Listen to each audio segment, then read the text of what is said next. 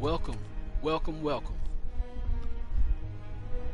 Today on YouTube, we are playing audio from the Johnny Depp defamation trial.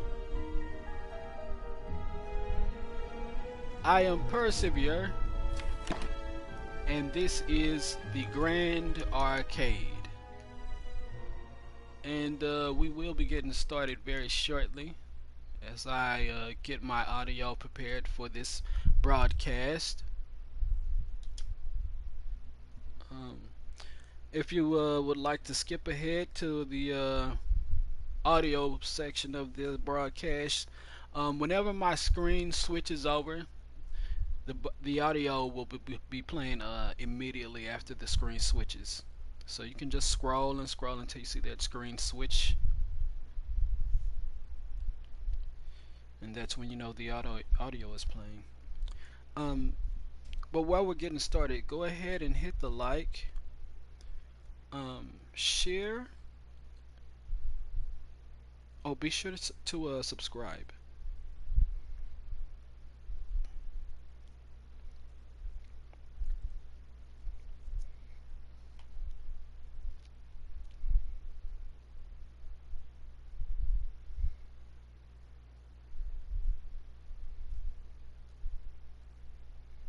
Oh, we don't have. You know what? We're gonna go ahead and get started right away because apparently I don't have as much time as I thought I did. So, yeah, let's go ahead and switch the screen and start the audio.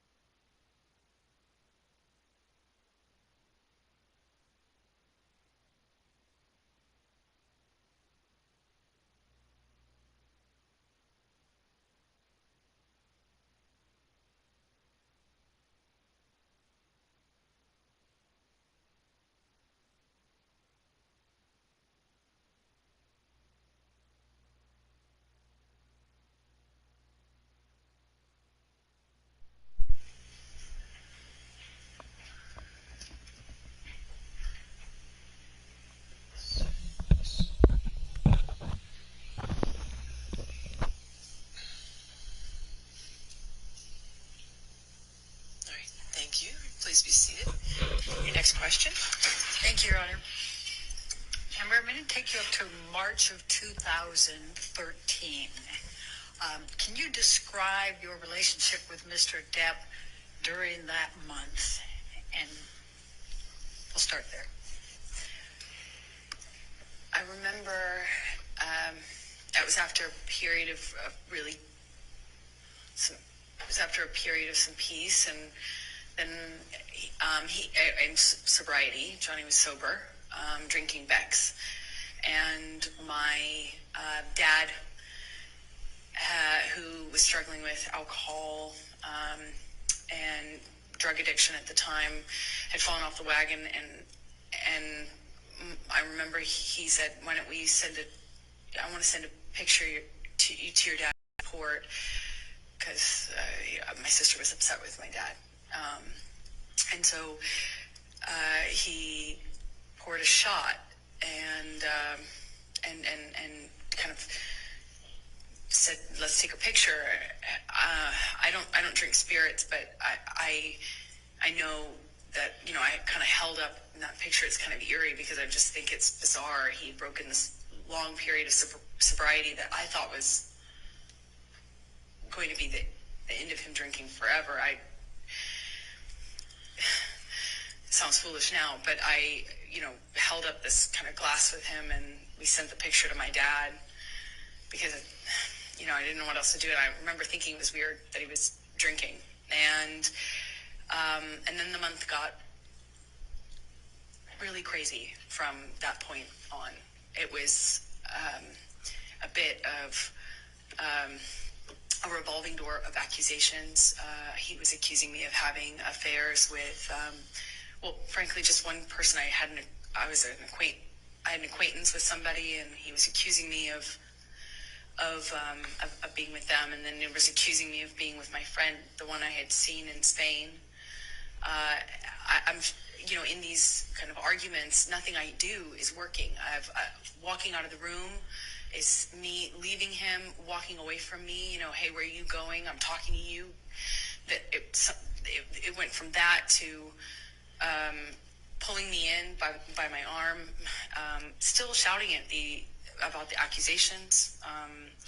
I'm trying to diffuse the situation by trying to tell him I'm not sleeping with this person and I'm not sleeping with that person. And it was kind of, as soon as it seemed as though I had convinced him of one, there was somebody else he was sure I was sleeping with. And it was a revolving door at the time.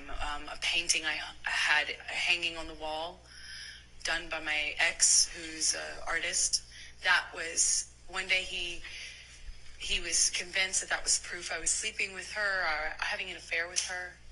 I didn't really love him, and all the while I'm madly in love with him and trying to convince him. So March started with this picture of him doing a shot, and he's kind of saying, let's send it to your dad to show support. And what I remember of March is just it's almost like it was a never-ending fight. It was just, there were breaks in it. What kept me in it is because I kept waiting for the other shoe to drop, the sobriety shoe, if you will. I kept waiting for him to get to the point where it's not supportable or anymore, and he's done with it and he's ready to get clean and sober again, because there commences a period of pure joy. And it was one fight after the other. March. So let me start with the painting incident. Please tell the jury what happened on that particular incident with the painting. As I mentioned, the painting, which had been hanging there for months, one day he kind of stayed up doing cocaine, just drinking, doing cocaine, music, which is not in and of itself that weird in my relationship with Johnny at this point. He stays up and keeps weird hours and smokes and stuff.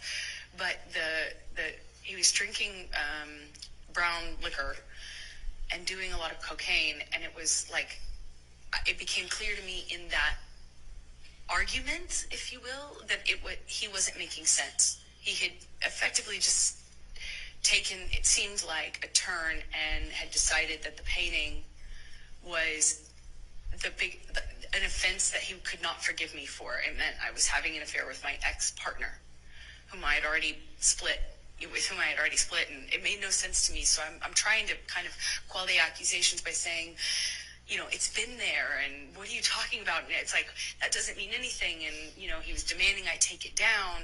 He eventually takes it down and tries to burn it, but it was unsuccessful, luckily, because he was not, he wasn't, with one of those normal, fake lighters, he wasn't very successful at doing it while drinking, to the extent he was. But I remember it was this kind of ridiculous fight, didn't feel like it needed to be an argument, but it seemed like nothing I could do, nothing I could say. I tried leaving. I left the room, left the house. I eventually came back. It was like a whole night, an evening, a night, and then a morning of this. So this morning in particular, I think it was the 22nd of March. There were several incidents in March, though. But in this particular one, he had something to go to. He was filming with Keith Richards and Tom Waits. Well, let me, before you go into that part, let's pull up Defendants Exhibit 161, which is already admitted into evidence, I believe, Your Honor. Yes, 161 with redactions. Thank you. And I'm going to show you Defendants Exhibit 161. And the date on this is 3/12/2013, and it's a text exchange between you and Mr. Depp. Do you see that? I do. Okay. And the first one is from you to Mr. Depp. Just thought you should know there exists a book. Is that to you? Is it to Mr. Depp from you, or it's vice versa? It's Johnny texting me. Just thought you should know there exists a book titled Disco Bloodbath. And then you say, we need that book. And you say, is this about last Friday night by any chance? And he says, how can you make me smile about such a hideous moment? And I'm not going to repeat the rest of it. Could you tell the jury what happened on that Friday night?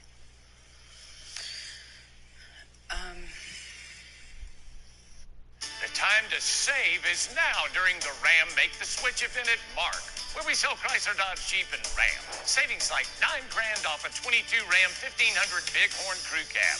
That's right, $9,000 discount on a new Ram. And at Mark, we have a huge selection, and we're discounting them all. As for convenience, check out our online.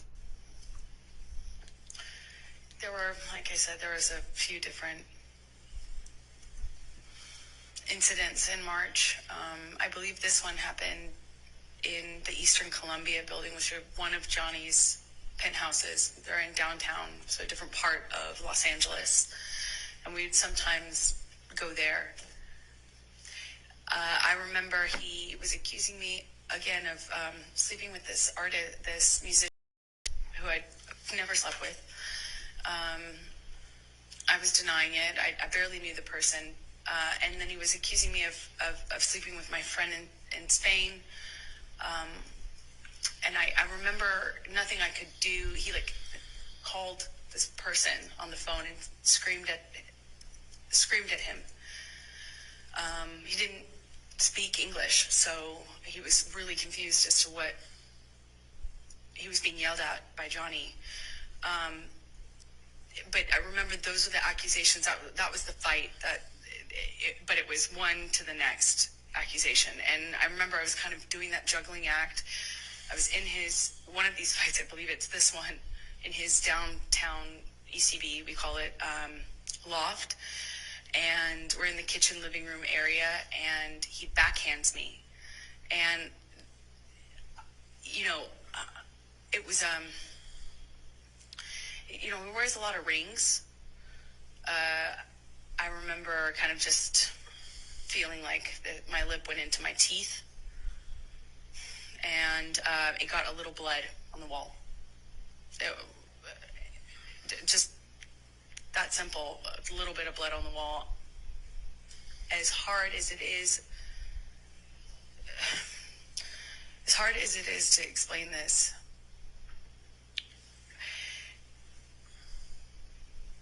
I was so caught up in the relationship and also very occupied in defending what I only could assume he believed, these accusations, that, I didn't internalize, I didn't make that big of a deal of it. I kind of pride myself on being tough, and, I don't make a big deal out of, smaller injuries. And I know that sounds horrible and hard maybe to understand, but my best way to cope with it is I kind of, minimize it, make sure no one, make sure he knows that I'm tough and can't knock me down, and I make a joke of it, clearly. Make light. I'm going to, Michelle, if you can take this one down and bring up 170A. Did there come a time in March, Amber, where you sent a picture to your mom? Yes, this is sometime in March 2013. I sent it to her because I had been texting about some of the craziness, and Objection, hearsay. I'll sustain as to what she may have texted. All right, next question. Without saying what you said in the text, explain why you were sending it to your mom. I was reaching out. I was very lonely in what I was living in, and I wanted help. I wanted advice, help. I just wanted to talk to somebody and figure out how I could make this stop. And is this a picture that you took of yourself in March of 2013? I did. Your Honor, I'm going to move the admission of Defendants Exhibit 170A. Any objection? No objection, Your All right, Honor. 170A in evidence. You can publish the picture. Thank you, Your Honor.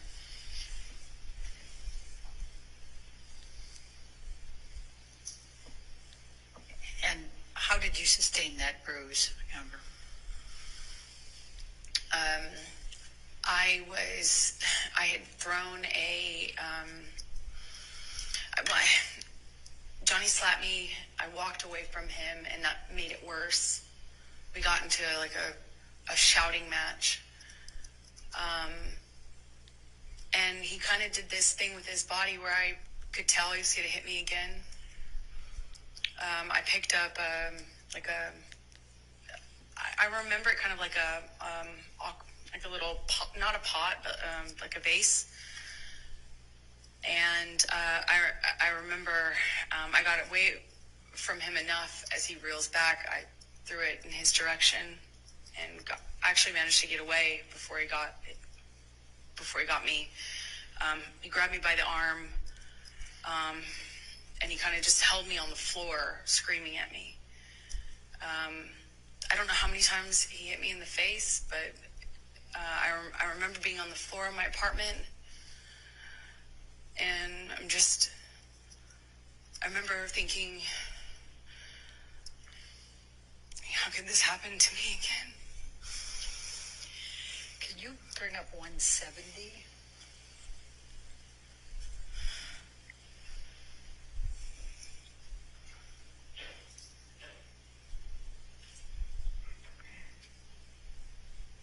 Michelle, and if we can, and just to start, it's at 3/23/2013, and if we can scroll up. This is a text message exchange with your mom, correct? Yes, it is. Okay, let's go. Scroll down a minute. Your Honor, I'm going to object to hearsay. All right, let's wait until we get to the spot. All right, and is this the picture that you sent to your mom on 3/23/2013? Yes, it is. Your Honor, I'm going to move the admission of 170, just that picture that's on the text. With no words? Well, it says from 2 weeks ago on it. Your Honor. I'll sustain the objection. If we redact the from 2 weeks ago, can we admit it then? And then just have the showing that she sent it to her mom? May we approach, Your Honor? Okay, sure.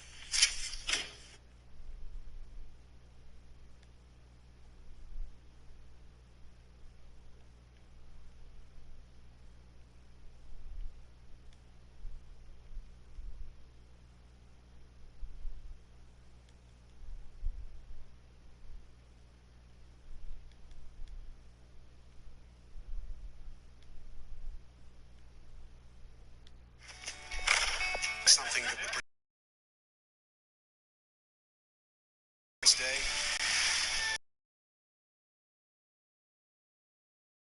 For the end.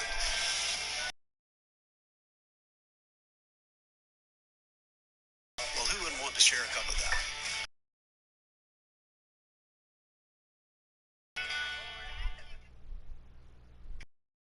I'm Audrey Chisholm. I'm founder of Chisholm Law Firm. We help companies and individuals start and grow nonprofits that impact the world. So I'm also a proud coaching client of 8-Figure Firm, and my coach is Luis.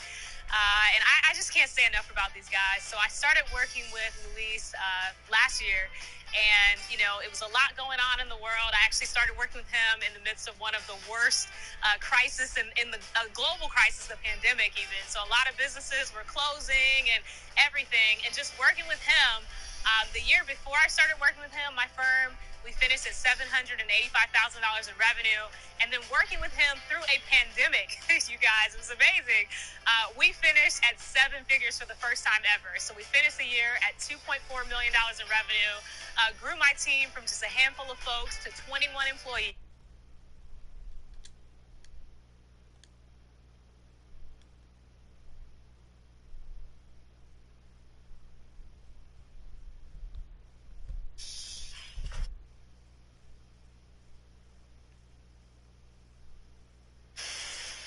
All right, 170 will be evidence with redactions.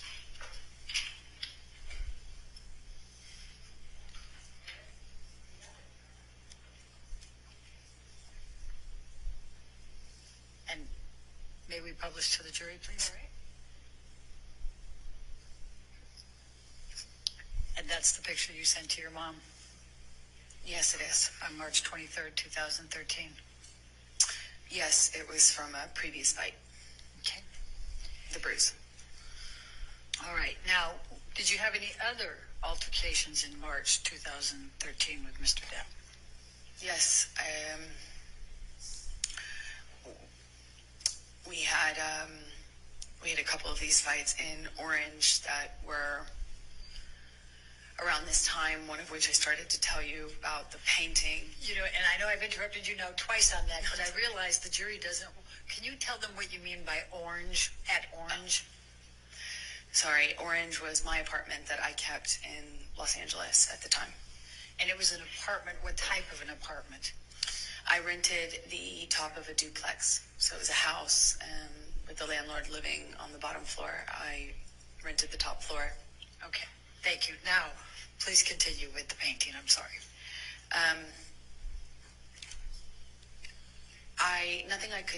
It seemed like nothing I could say to Johnny would convince him. He wanted me to remove the painting. And he wanted me to admit to this affair that I wasn't having. And I didn't want to admit to it because it's not true. So I held out, and he just drank more and did more cocaine. And I woke up the next morning, I think it was on the 22nd or the 23rd. I woke up in the morning and the breakfast table was like cocaine and booze. And I realized that I wasn't going to be able to talk I wasn't going to be able to talk our situation down. I wasn't going to be able to talk him out of it. And he was just so convinced that I was fighting with him or the reason that he wouldn't leave the house, and he had something to go film that was important, and there were important people waiting for him. And I remember people were reaching out, his assistants, his manager, sister, everyone was wondering where he was. And I kept feeling embarrassed and unable to move this person out of my house. I couldn't calm him down. I couldn't change. He was just so intent on me admitting the details of this affair that I wasn't having. And me pointing out that the cocaine wasn't making his situation any better made me the bad cop. Then I'm the nag. So eventually I called my sister. He had a kind of a buddy-buddy relationship with her at the time. And at the time, she occasionally did cocaine.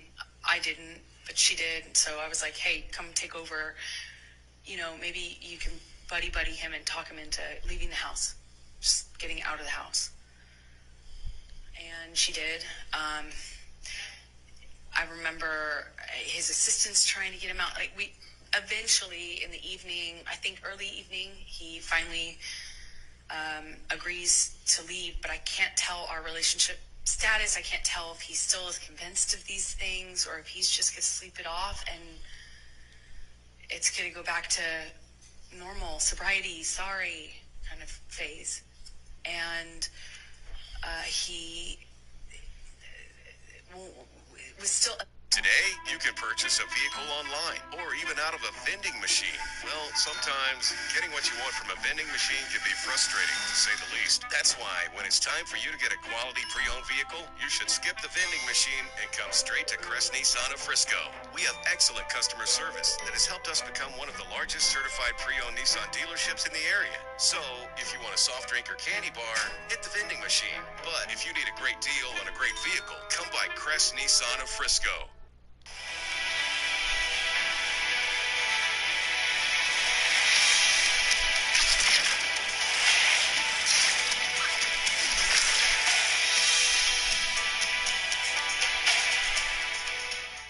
Upset, but like seemingly calming down. So I agreed to go with him. He wanted me to go to the shoot.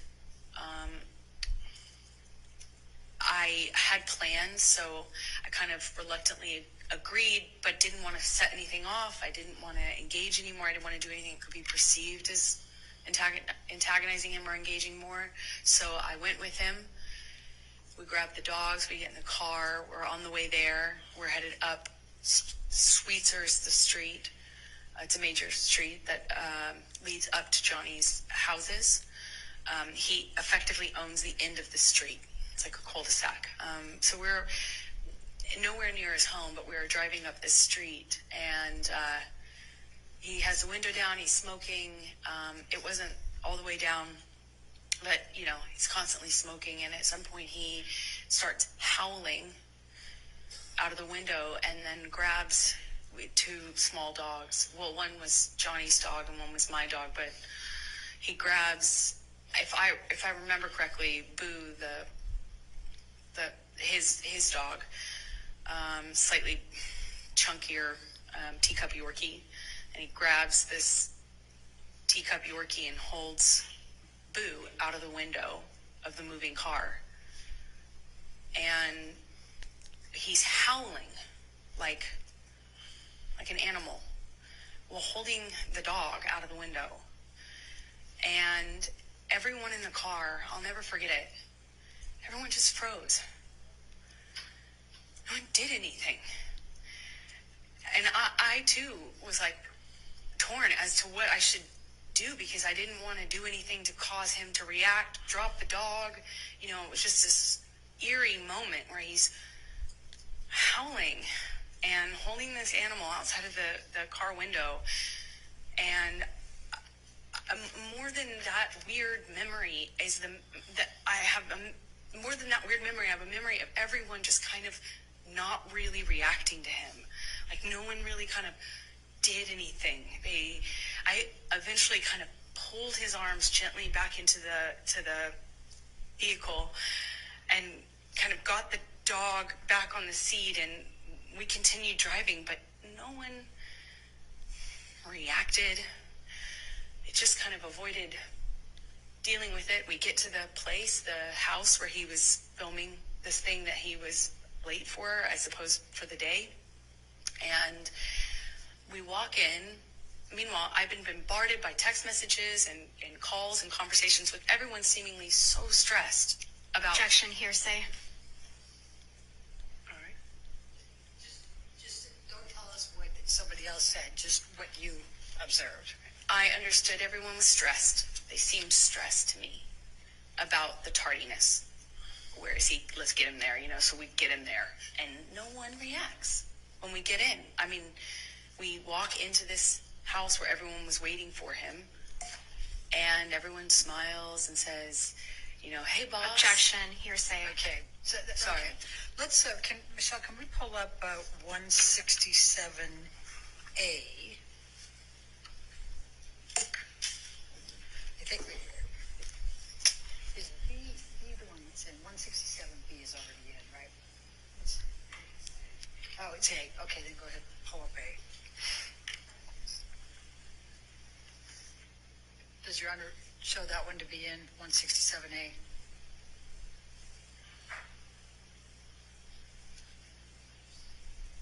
Defendants. Sorry. Well, this might be your 167A, but it's an evidence as a plaintiff's number. I'm not sure which plaintiff's number it is. I don't need it in twice, so... I would agree.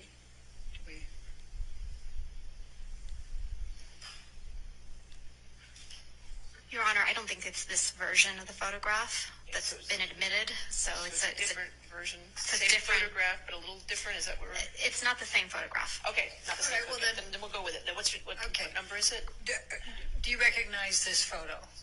Yes, I do. Please tell the jury what it is. It's a picture I took of my breakfast table that morning. Your Honor, I'm going to move the admission of Defendants Exhibit 167A. 167A. Any objection? Your Honor, may we approach? Sure.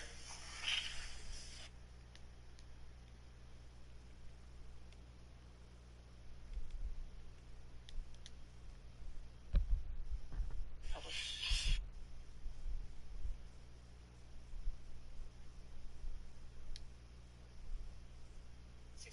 A is in evidence. You can publish.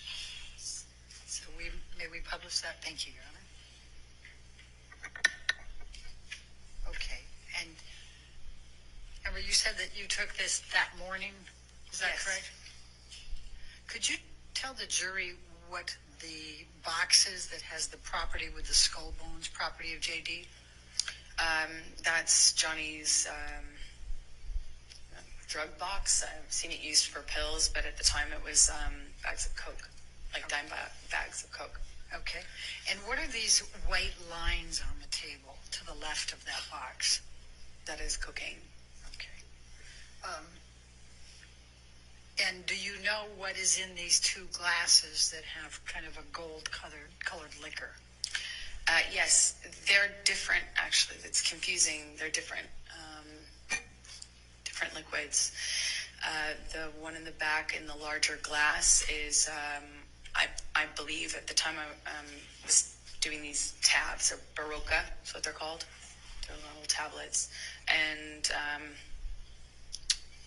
anyway, I remember at the time that's what I was putting in my water because I had just come back from France where they sell them. And then the brown liquid in the shot glass is Johnny's liquor. I don't know what it's called, but we kept it in the freezer. At the time, it was at that time, March 2013, I hadn't, I still didn't have the, hard line. I won't even keep that, in my freezer sort of attitude or posture with him. I wasn't that bold at the time, I didn't like it, but I didn't have that strength. I kind of, at that time, I think was doing things like trying to pour it out when I could. So what is the bag, the brown bag on the left side? What is that?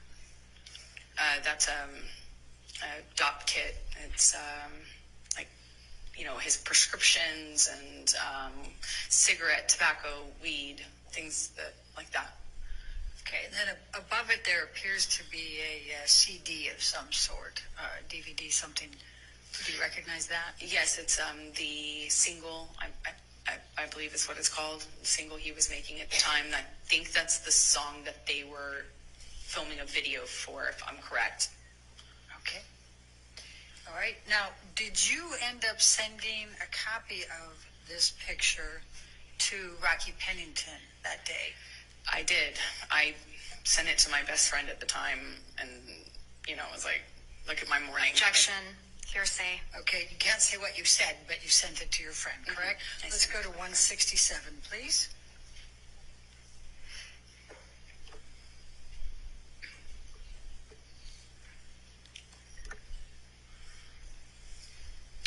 And is that the email in which you sent this picture to Rocky Pennington on 3/22, Yes. 2013?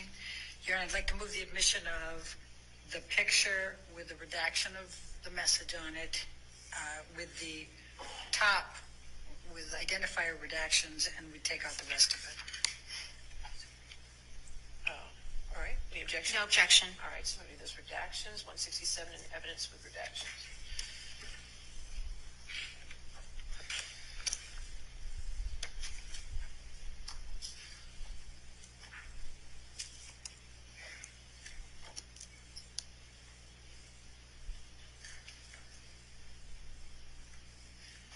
All right.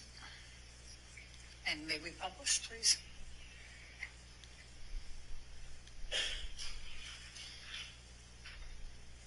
All right. And is Is this the text message, the email that you sent to Rocky with this picture? Yes. Okay. Now I'm going to take you to, let's go to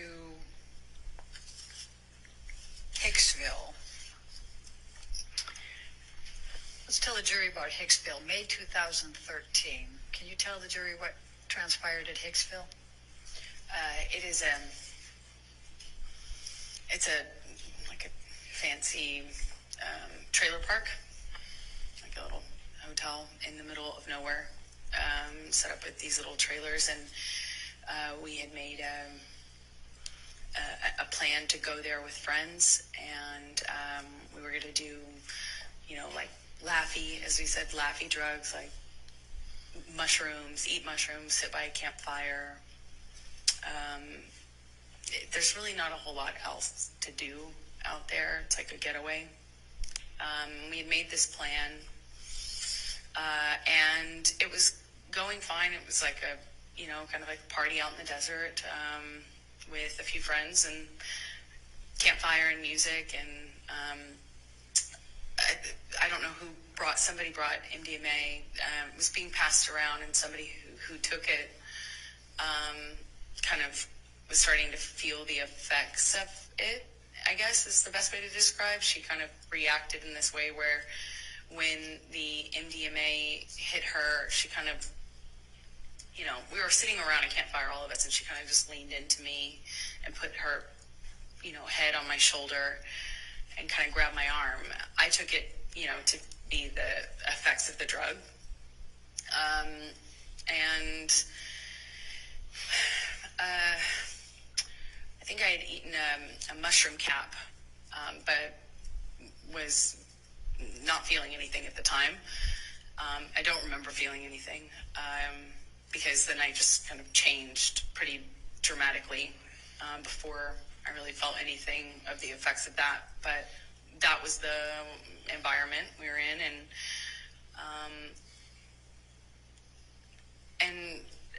as soon as she kind of did this thing where she leaned into me. Hungry? Don't let a mountain get in your way. And if it tries, that's what our lineup of all-wheel drive SUVs is for. After all, we take this pretty seriously. The SUVs and the dinner. Okay, listen, I know you want the secret. This is it. Recovery Air Jet Boost. You need recovery air. My legs are recharging, and I'm just sitting here relaxing. The best part about these is that they're completely and utterly portable, and they're wireless. And my legs feel amazing.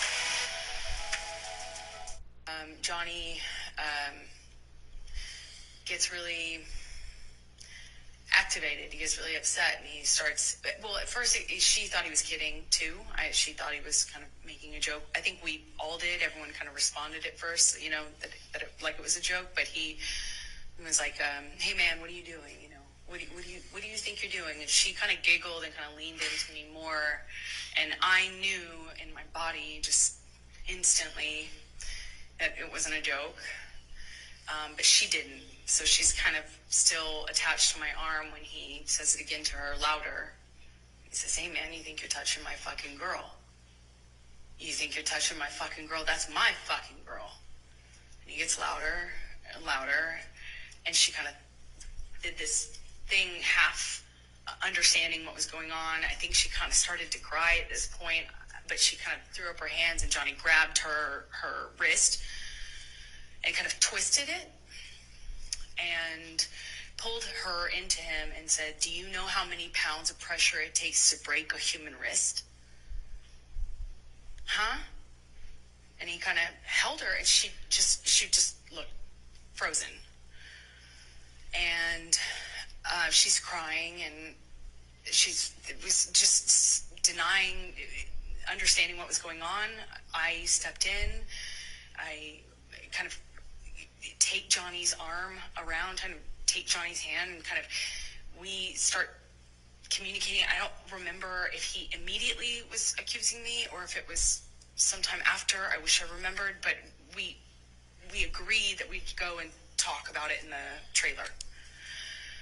So we walked to the trailer, and when we're in the trailer, Johnny, by the time we get into the trailer, Johnny tells me that I had been instigating the, and asking for this, and that I had invited it, and that I hadn't been honest with him about my relationship with this woman. And I didn't really know her that well. I mean, I actually don't know her at all, but I had met her. And I remember in the trailer, he's accusing me of lying about it, and that that I had something with her. I'm trying to diffuse that. I'm trying to calm him down. And he just turned all that, it seemed like he turned all that rage onto the trailer itself. And he just started smashing things. He picked up something on the table and threw it right into the glass cabinet. He hit with his hand a wall sconce. He cleared the tabletop on the little fold-down, like kitchen, dining room area in this trailer. I mean, it's a trailer, so there's only so much you can do. And he's screaming at me. Just screaming at me. And I eventually go back into the bedroom area. He comes into the bedroom area. We had what I can only describe as it sounded like nonsense from him. It wasn't making sense. And I realized that he's just probably really high.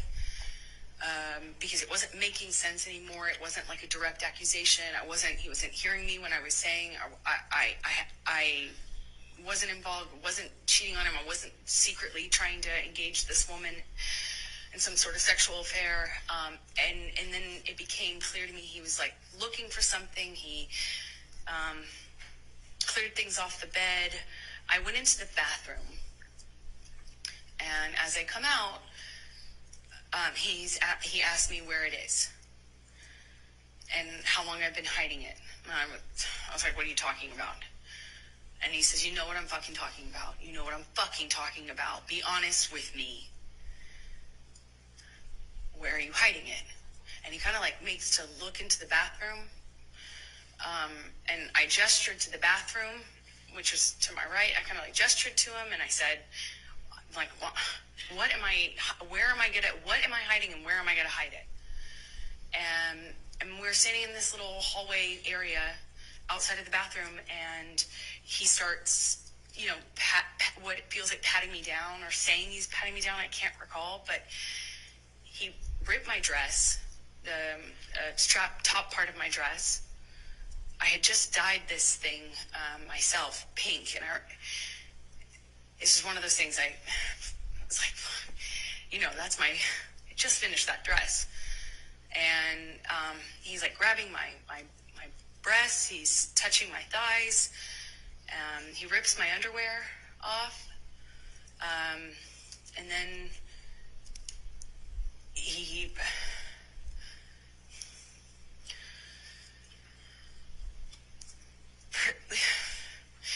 proceeds to do a cavity search.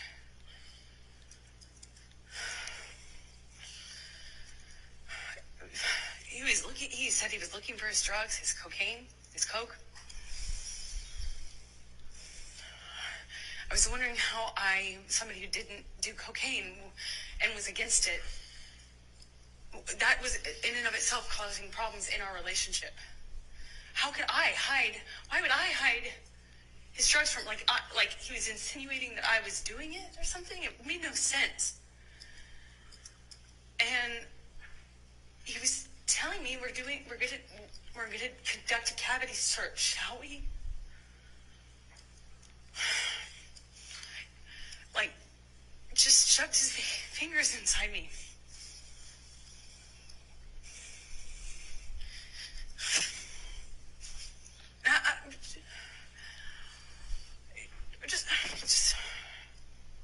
Just stood there staring at the stupid light.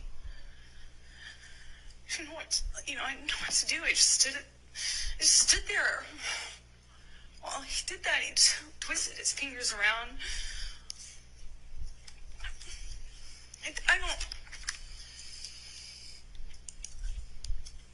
say, like, stop or anything. I just...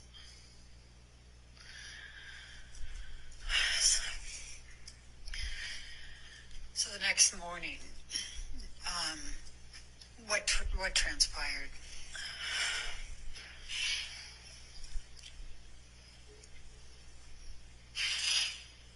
I remember thinking that Johnny would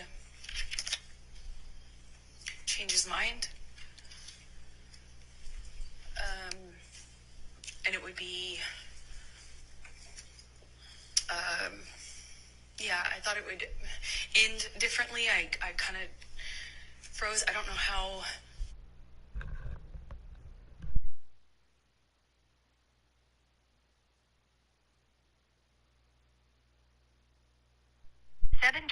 p.m.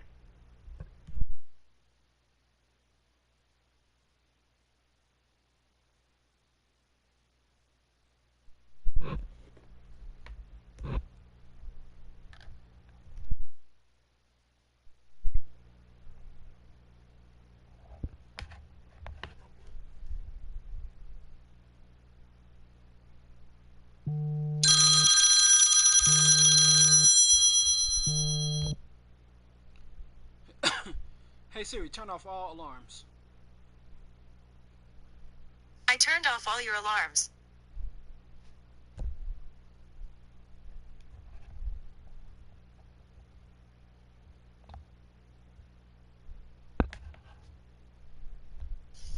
We went to bed that night. I don't know how I went to bed.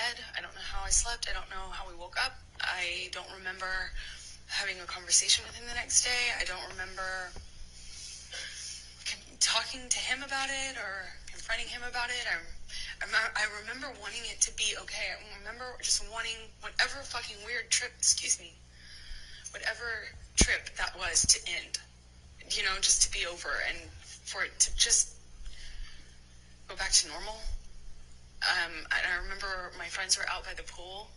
Like, there was a pool in the center of the trailer park, and I remember putting on my, just putting on my face and going back into this, like, crowd, and I remember seeing my friends by the pool thinking they were just having a great time, and no one knew what was, I felt so lonely. Like, no one knows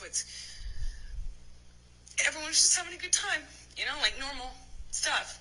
So I just smiled and made a joke about how trashed the trailer got, and we had to get the manager, who started off furious that Johnny had wrecked the thing. And then he had this, like, black mesh tank top, not tank top, it was like a meshy kind of shirt on, and I remember he came into the trailer and looked around and was like, whoa, what happened here? Whoa. And Johnny had an exchange with him, and I remember watching this man be so charmed. It was a real experience, and, it just went away. That just got fixed. We walked out of the trailer at some point. My dog stepped on a bee. We went to the vet and went on with our, vacation. We actually went to another location after that, and then eventually went home and went about our life. I'm going to ask you to take a look. Michelle, can you bring up Defendants Exhibit 176?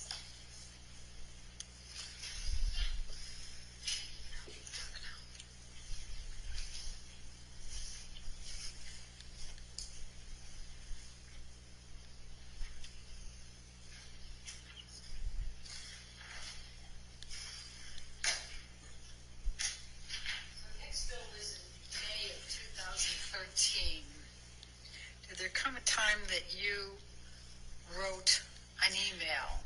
Objection, leading, and hearsay, Your Honor. May we approach? All right.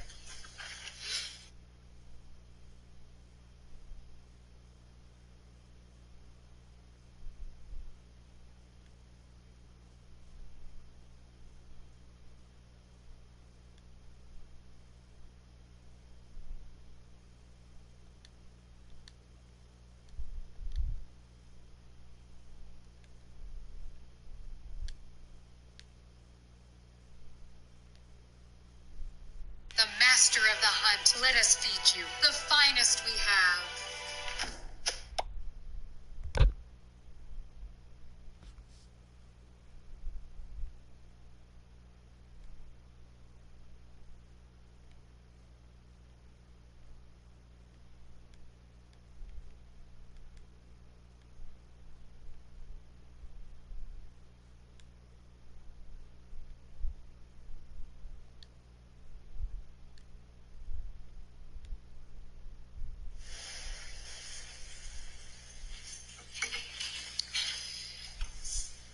In June 2013, how were you feeling about your relationship with Mr. Depp? May we have the exhibit taken away from... Sure. Thank you.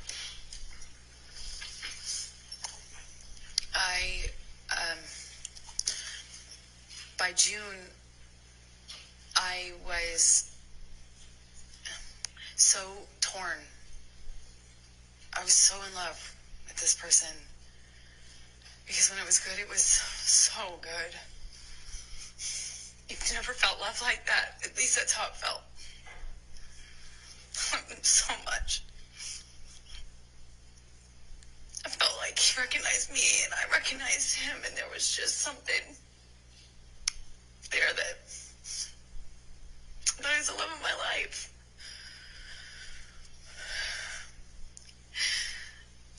And he was.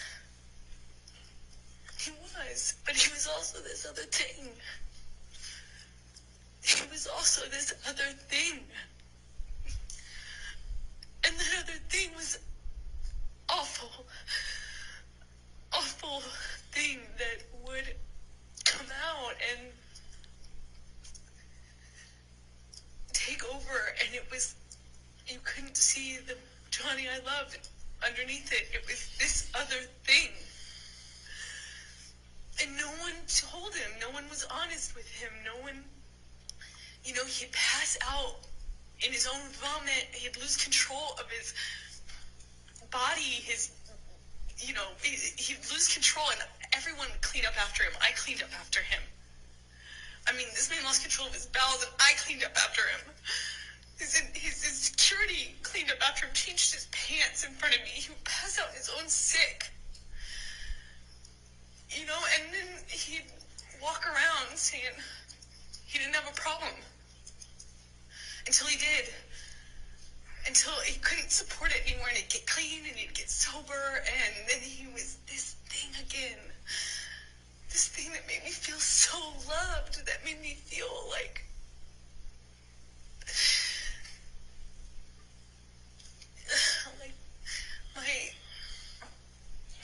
my soulmate. As cheesy as that sounds, I just felt like he knew me. And I recognized something in him. Either some part of my makeup and my background or something that I just got it. And I loved him and understood him. It just got so scary, the other part of him. And in June, I wanted to leave him. I didn't want to leave him. I wanted to leave him. I wanted him to get better. And he expressed to me so many times when he was in that period of getting clean and sober, he would tell me, "You saved my life. Baby girl, you saved my life." Everyone else was saying that to me, and I believed it. If everyone else was saying it, he was saying it. I thought, just like his other friends who had gotten clean and sober and stayed that way, his older friends, these rock stars that he hung out with that had gotten clean and sober and they had 20, 30 years, something, I thought, and Johnny told me he would be that person, that he was going to be that person, and I believed it.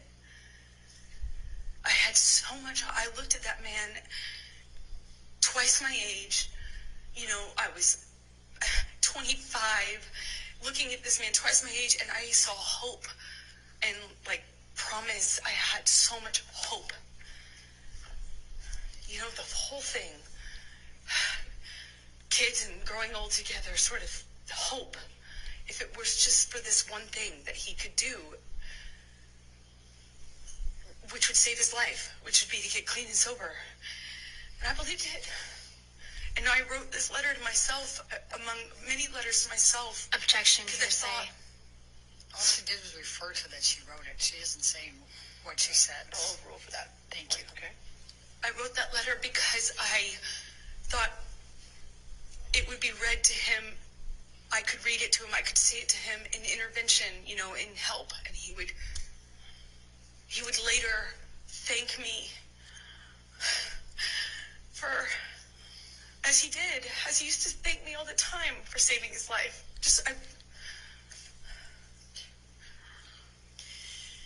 Did there come a time later in June that you finally met Johnny's kids?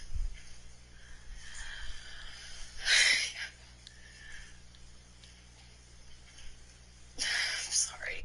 It's an official repeat once again. The Toyota Dallas Superstore is the #1 volume Toyota dealer in the Dallas-Fort Worth area for the 5th year in a row.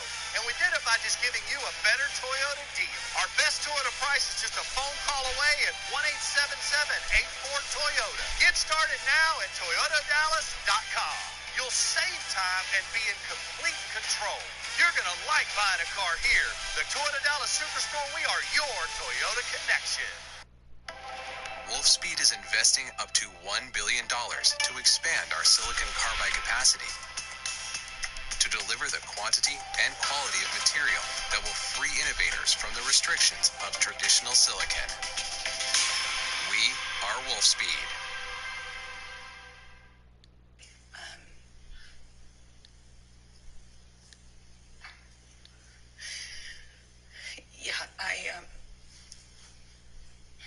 I finally met them in the summer of 2013.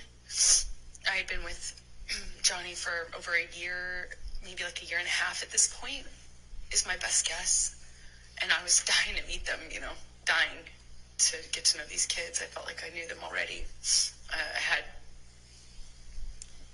his daughters, and Jack's, both of his kids' art on my fridge, and I had never even met them. You know, Johnny had brought them over one day and kindly given them to me, and I had them up on my fridge because I felt like I knew them, just how much he talked about them. And I finally got to meet them at the Lone Ranger premiere at Disneyland, summer 2013.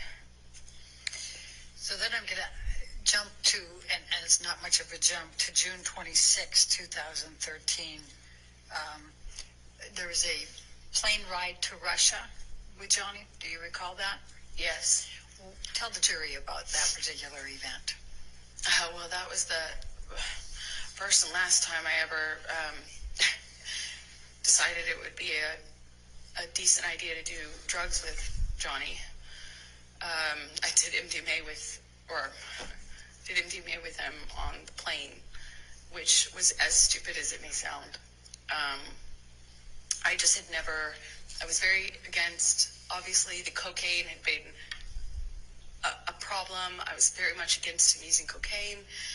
I was against the drinking, supportive of the sobriety, but I'm 26 maybe, ish.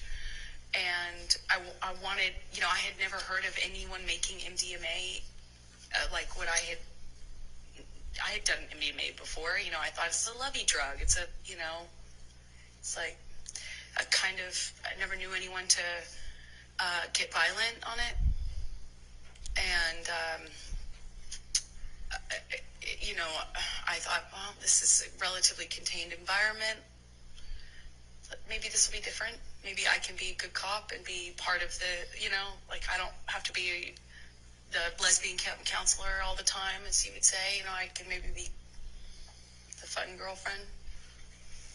And I learned the hard way that was not happening. What happened? Well, we took MDMA. I took a capsule, it's like a powder in a capsule. I took a capsule, and Johnny took several. I didn't count, but it's very different when you see someone take one versus a handful of something. But nothing seemed to set any alarm bells off, and things were going fine until the flight attendant got involved. The flight attendant came by, was engaging with us. I don't think that they're really. It felt like it was before the effects of the drug took over. It was relatively quick, soon after we first took our dose, if you can say. And the flight attendant, Johnny offered her some. She of course said no. And then after some back and forth between them, Johnny convinced her that it would be fine. So she acquiesced and took MDMA with us. And within, a few minutes go by, and the same thing happened that happened on the mushrooms at Hicksville with the woman, Kelly Sue, who I've told you about. Flight attendant got friendly with me, but just friendly, just like MDMA friendly, was kind of, I'm a woman, he's a man, so she was naturally, I think, more comfortable with me physically. She kind of leaned into me and kind of sat on the arm of the chair I was sitting in. I mean, after all, she's on drugs, and Johnny grabs her hand and tells her not to touch me, and she kind of reacts in a way like she's defending herself and was trying to clarify, and he grabbed her by the wrist and slammed it down on the table and told her he could break her wrist. And I remember thinking, I've heard this before. And that was a pattern that would repeat itself a few times. These things would happen in these kind of cycles where there would be a certain element that would get filtered for a while, whether it's an accusation or a gesture, and that would be the thing that he looped on. I called it loops. And he grabs her wrist and he tells her he could break her wrist. She cries instantly, denies it, is so apologetic. Eventually, he lets go. She goes to the front of the plane where the flight attendant, normally hangs out, and the doors close, and I don't see her much of that whole flight. We land in Russia, and I don't really remember, I don't recall any violence on the plane between Johnny and I, but I remember feeling this tension because I was wondering when it was going to aim at me. Because he had this particular thing about, at the time I understood he had a particular thing, a sensitivity about me and women, because I had a female partner. So I was feeling nervous, anxious, and I remember we had a very quiet ride, at least I didn't say anything, to the hotel. And almost as soon as we get into the hotel room, Johnny's accusing me of effectively having engaged that, caused that. I, of course, deny it, point out what I thought was obvious, that, we'd given her drugs, wasn't an affair, and I'm trying to argue and defend myself at the same time, and at one point, Johnny just shoves me, just shoves me hard, and I fall back onto this glass table. I catch myself on the table.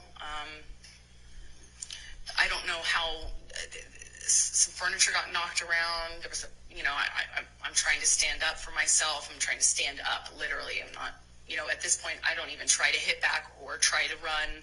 I'm in this hotel room trying to do my best to fight mostly the verbal accusations, but also I try to stay on my feet,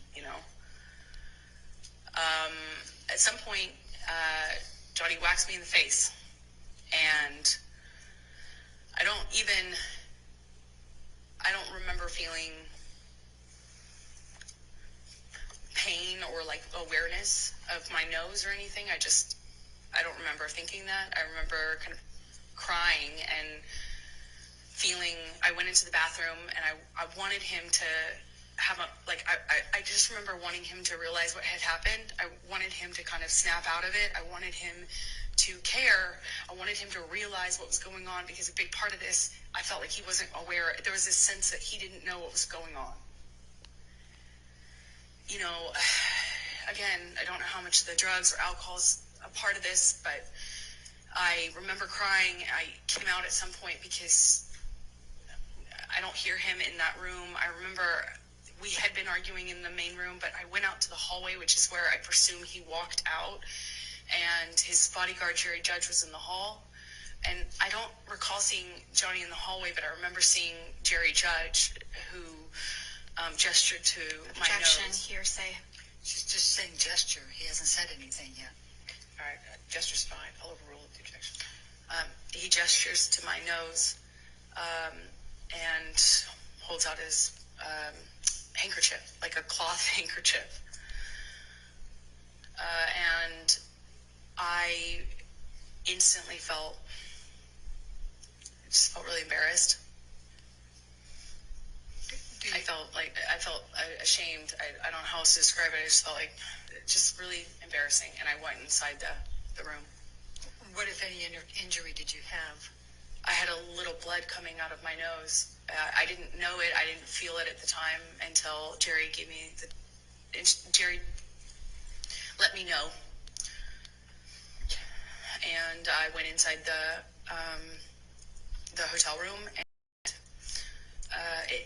as embarrassing as it is, I remember just wanting Johnny to say sorry. I wanted him to realize it. It's so stupid, but I like the emotional part. You know, I just wanted him to acknowledge that this was that he could hurt me, you know, and I wanted it to be okay. I didn't want him to think I was interested in this flight attendant. I didn't want him to think that I was capable of cheating on him. I was in love with him. I just wanted things to be okay. Let's take you to July 9, 2013. Did there come a time that you went for a ride you went to the Bahamas and went on a ride for the yacht with Johnny and his kids? Well, it's less like we flew out to the Bahamas to his island. He was selling the yacht to J.K. Rowling, and he wanted to kind of have a goodbye trip on the yacht. So it was docked off the island, and I went with him and his kids, who I had quickly developed a bond with and loved. And we brought a friend along with us, I think, to kind of help. And yeah. Okay. Tell the jury what happened on that trip. Johnny was upset that he had to sell the boat, and he was off the wagon again, but he didn't want to tell his kids, so he was hiding it from them.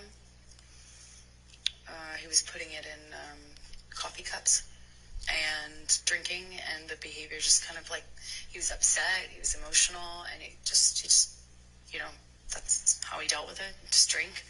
But there's just no off button with Johnny. So he just kept drinking, and the behavior kept getting more obviously drunk. And Lily Rose, his daughter at the time, was young, just like maybe 14. And she started to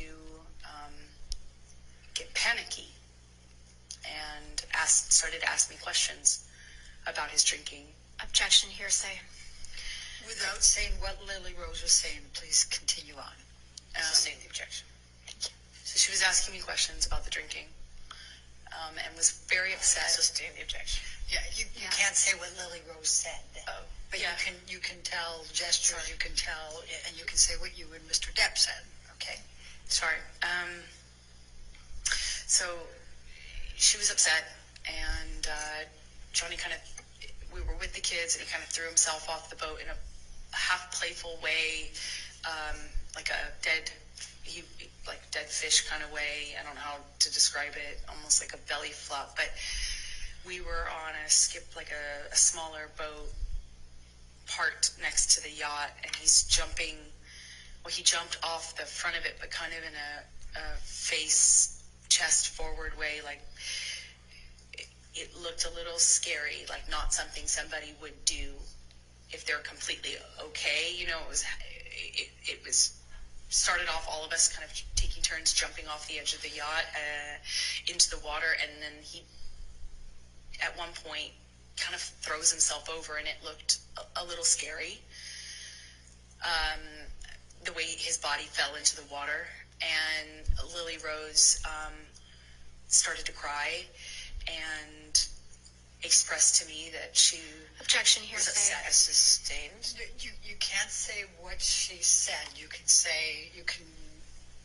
tell expressions or observations, but you can't say what Lily Rose said. So okay. Lily Rose is crying, and then the crying becomes like a panic, like almost like a panic attack, like rapid breathing, crying, lots of questions. And I'm holding her, kind of comforting her, and Johnny comes in, and within a few seconds, I realized that he, kind of shifted his attention on me, and then he seemed very angry. He asked Lily Rose to leave. Lily Rose leaves, looks at me, leaves, crying, and Johnny, I don't remember the words he used, but starts accusing me of kind of like telling on him and calling him, a drunk in front of his kids. I hadn't done that. I was actually trying to protect Johnny. It didn't feel like my place at all to share that with his daughter or anyone at the time, other than adults who might help with it, but not his kids. So I was trying to tell him I was just trying to comfort her. I was trying to protect you. He basically was accusing me of doing this thing and of making them aware of his that he was drinking again. And he slams me up against the side wall of the bedroom of the we were in the bedroom this whole time, but up against the wall of the cabin, and slams me up by my neck and holds me there for a second and tells me that he could fucking kill me. And that was an embarrassment. I was embarrassing. It was an embarrassment. This whole thing was a joke. It was all embarrassment. I made him feel sick. And I'll never forget.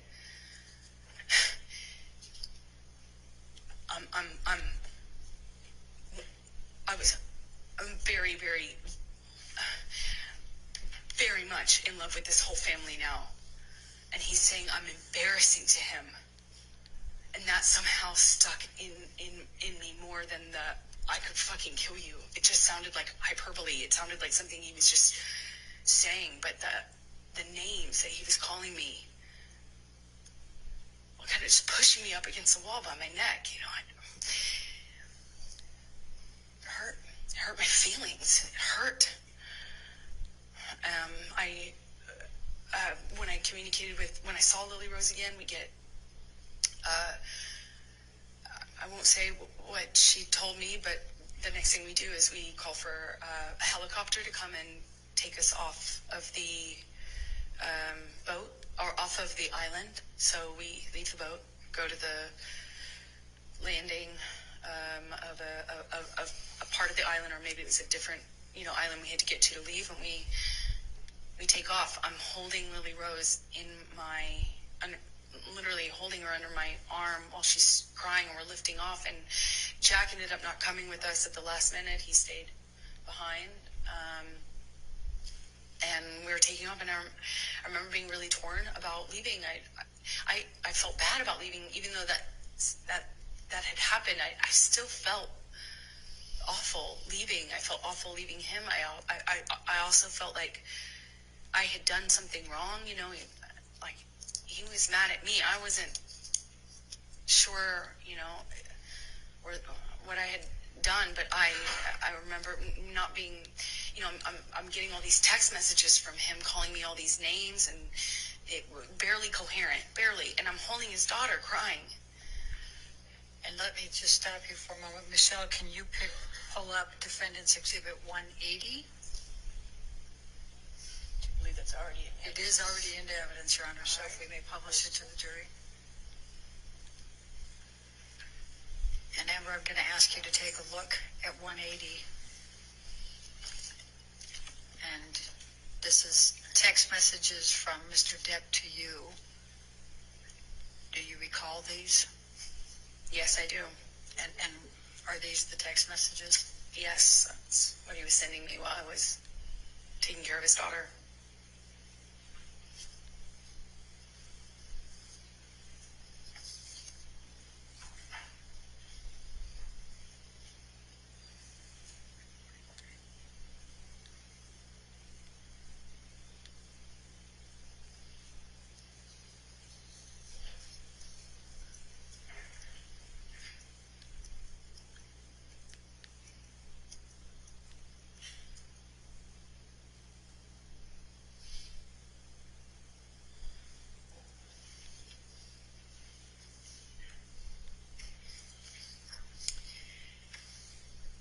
Your Honor, I'm about to go into another event. Should I keep going? I mean, that's fine if you think this is a good point to break for the day. I think it's probably good. All right, ladies and gentlemen, we'll go ahead and conclude for today. Again, do not read anything about this case. Do not do any outside research, and don't discuss it with anybody, okay? Have a good evening. We'll see you in the morning, okay? Thank you.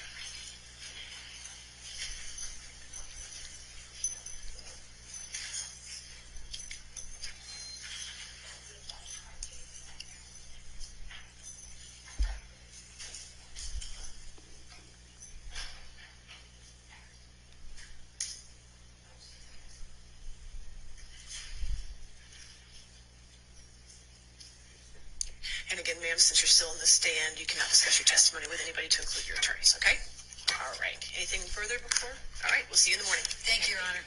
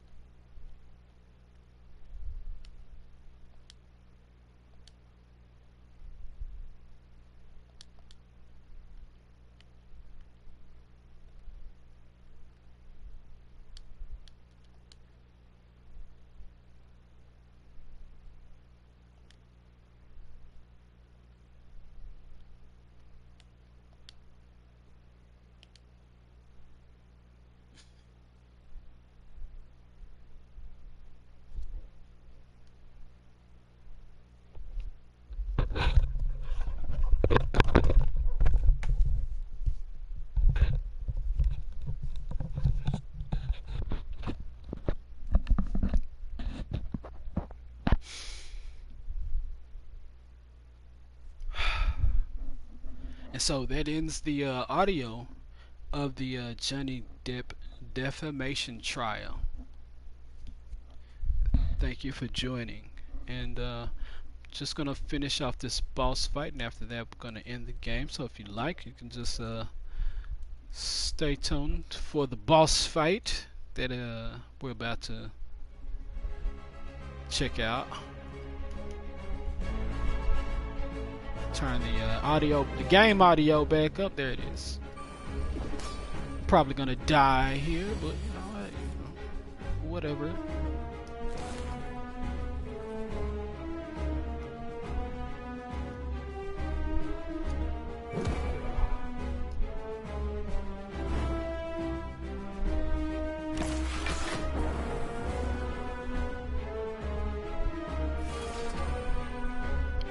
Okay, here we go. He's bringing out minions.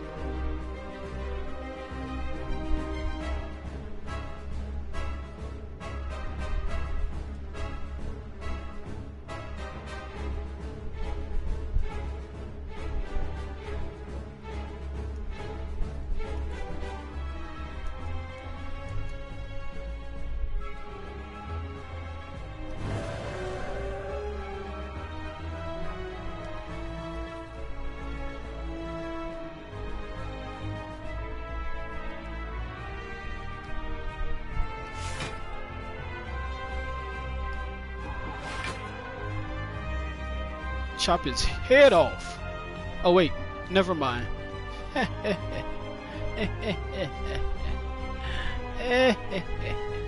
it 16? Shit.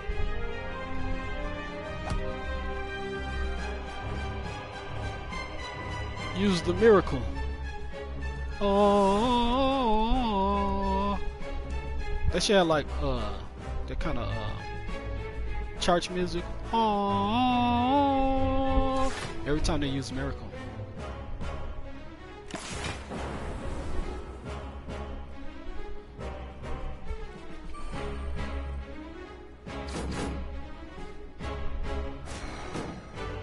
Y'all are something else, man.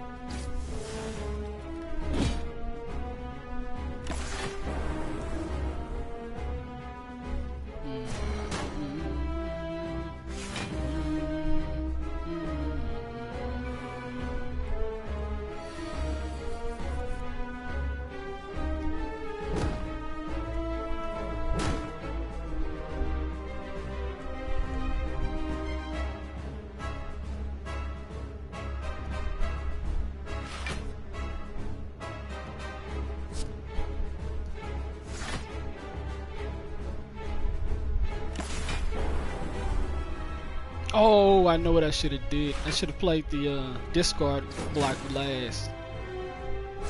Aw.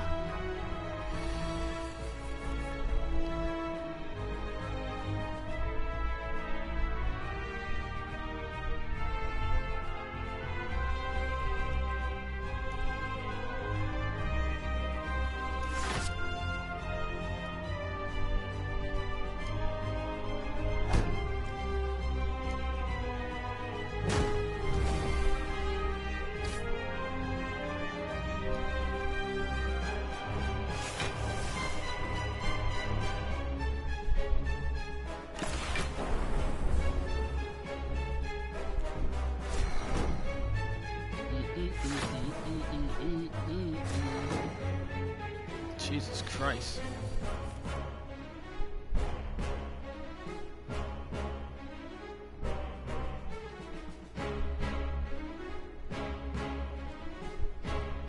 We will play it.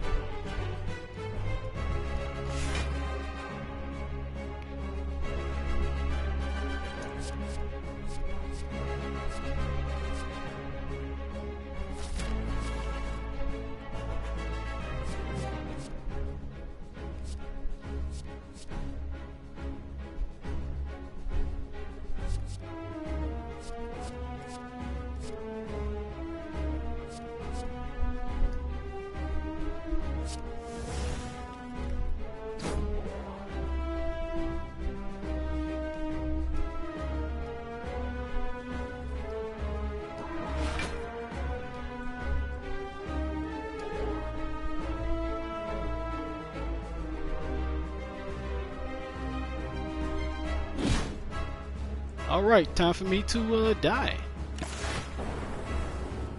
Bye bye, y'all. It was fun.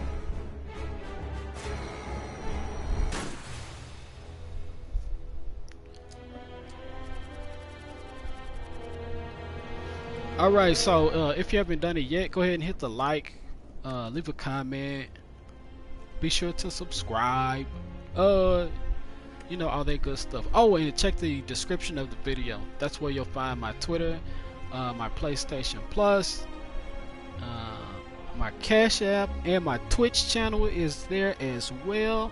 Please donate and subscribe to the Twitch. You know, just get in there, get active. You know what I mean?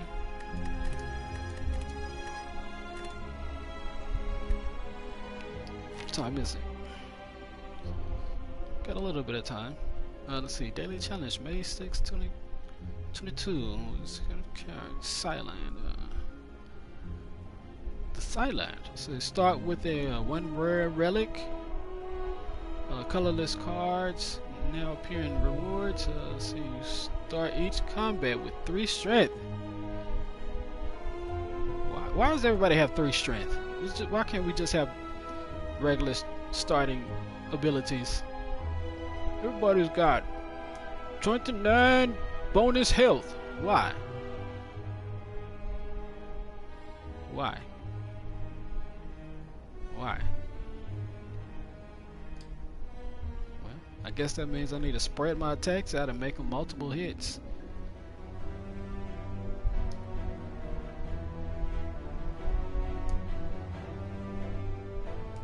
I'll take that.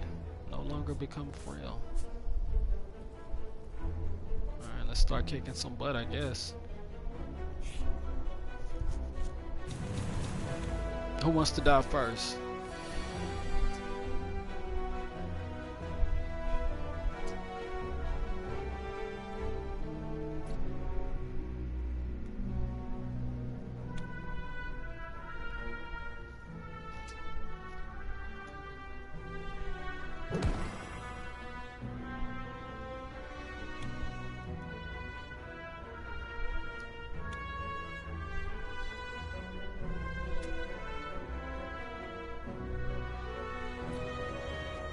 If I hit him twice, and then throw 1 defense.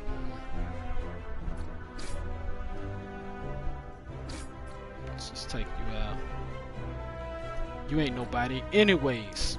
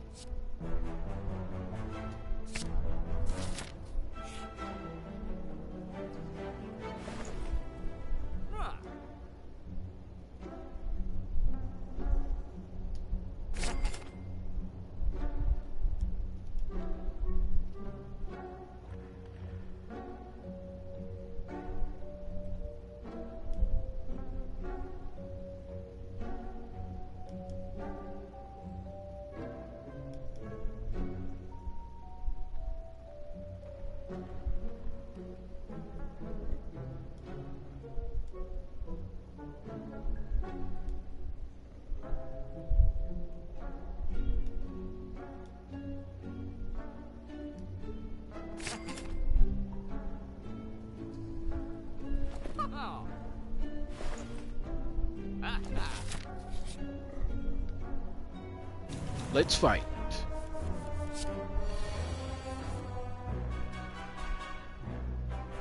You gotta be kidding me. You start off attacking? Not cool, bro. Not ever cool. Alright, let's do 8 block. 8, let me see, 8, 10, 11, 12, 13.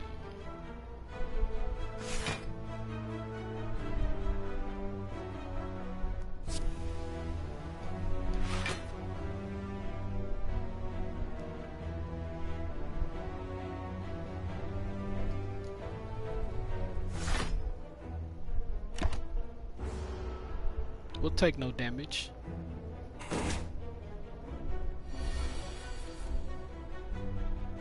Now.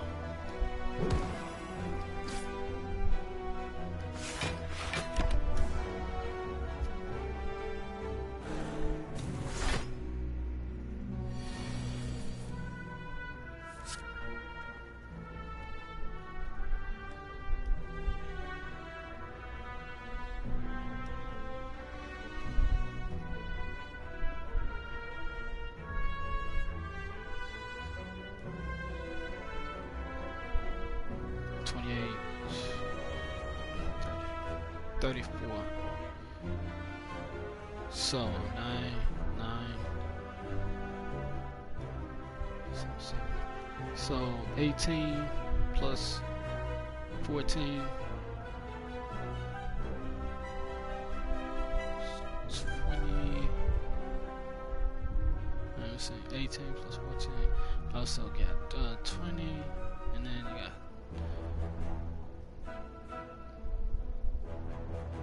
Two.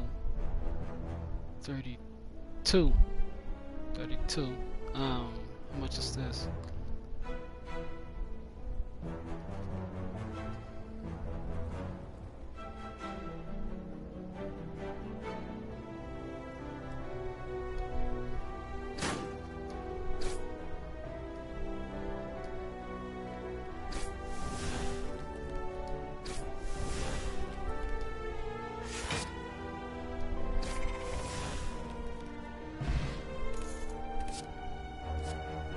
The end of your turn, retain up to 1 card. No.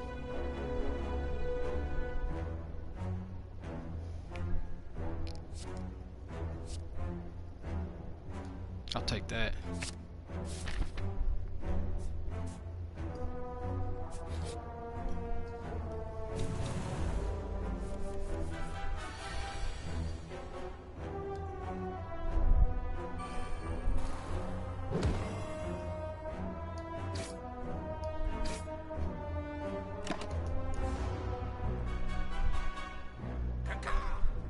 Caca. Oh no, he said caca. Not the caca. 5 and 6. Let's do it.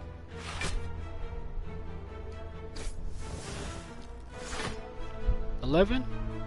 Hit him with the strike. You ain't nobody. Look at you. You silly little 9 attack. You ain't nobody, man.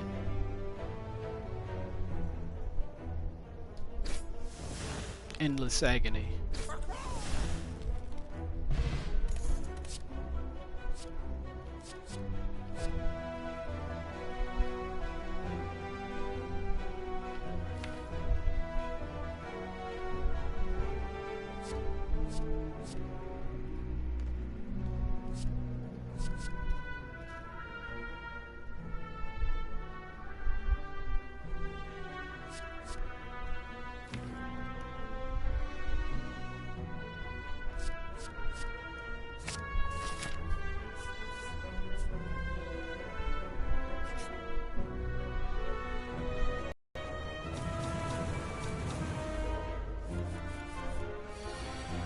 I guess y'all came here because you thought you was somebody, huh? That's what you thought. This whole time you was like, yeah, I'm somebody. Well, I came to tell you all that you ain't nobody.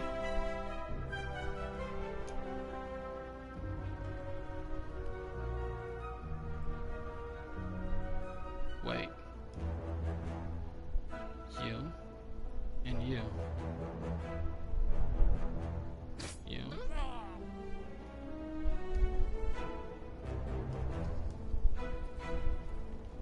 Can't kill him right now.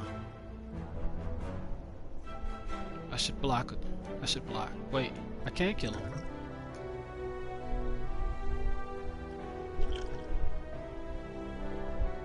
Oh, it's a power. Shh.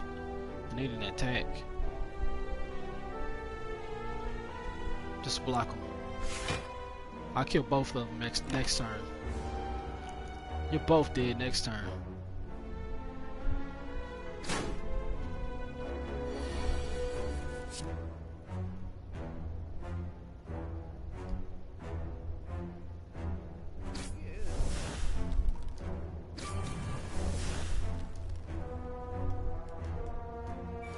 Gain power.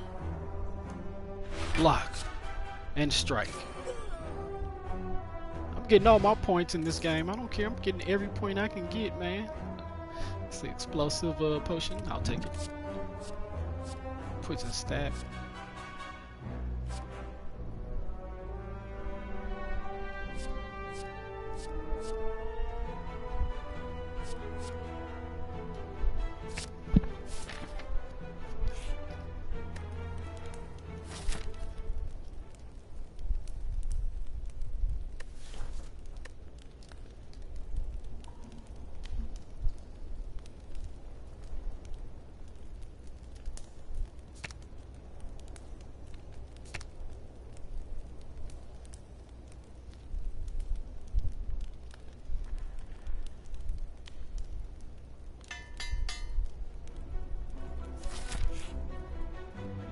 Let's fight. Oh man. You people are something else.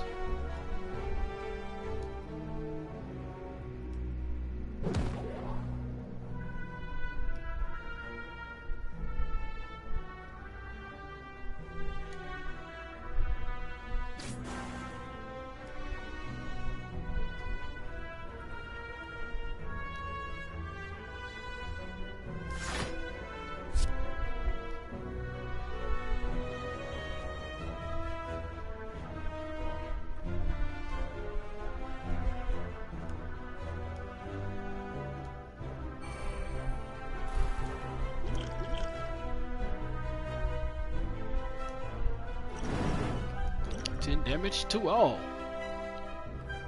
Let's get a power tone. Oh. I should have played that earlier. Shivs.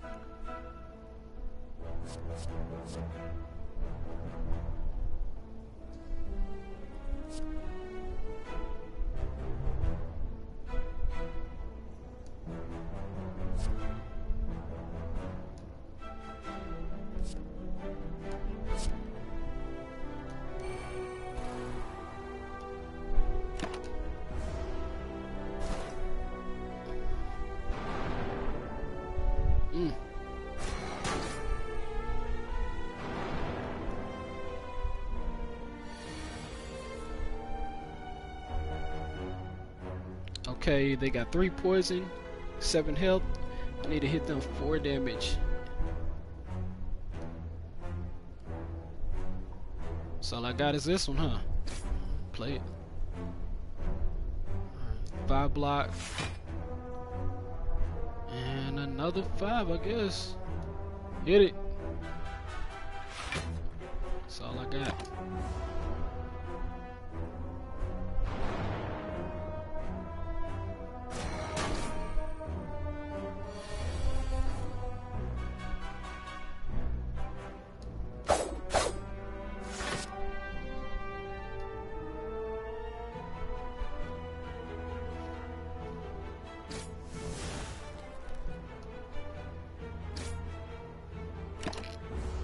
Need for blocking. You're dead. Alright, let's draw these status cards they done gave me.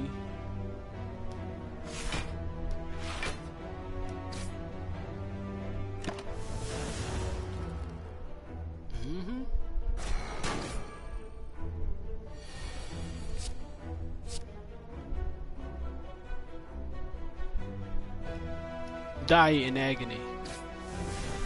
Endless agony. There is no end. No end to this agony. Let's see. Beg of preparation.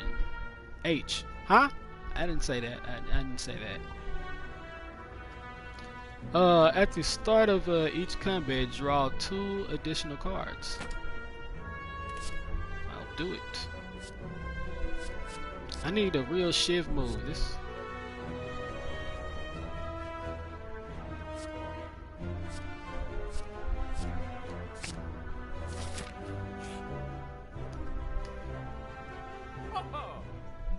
Let's buy some stuff.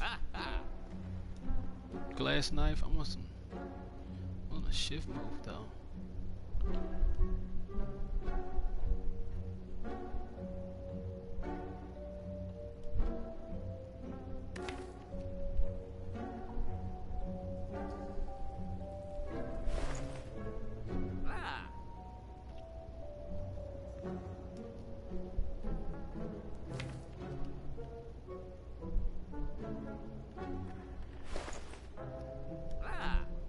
It's on sale though. I can get that later. Kinda need this right now. That's a 16 damage.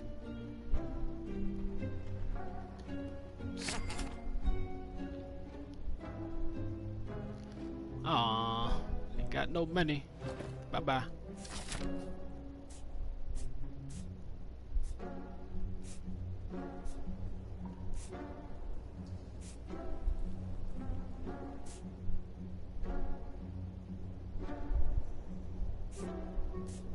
have a little bit more money later. Let me fight these guys. Let me see. 1, 2.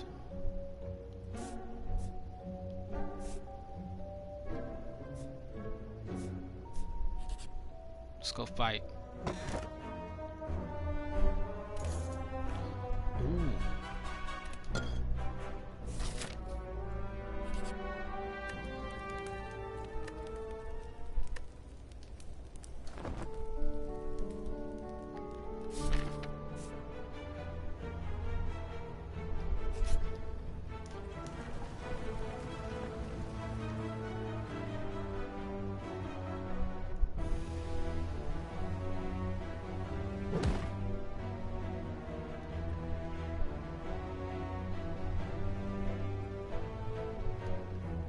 Was it worth it? Enemies dropped 25? Yes, it was. Yeah, I'll heal up fine. It was worth it. Let's see. Lose max, don't lose max. This.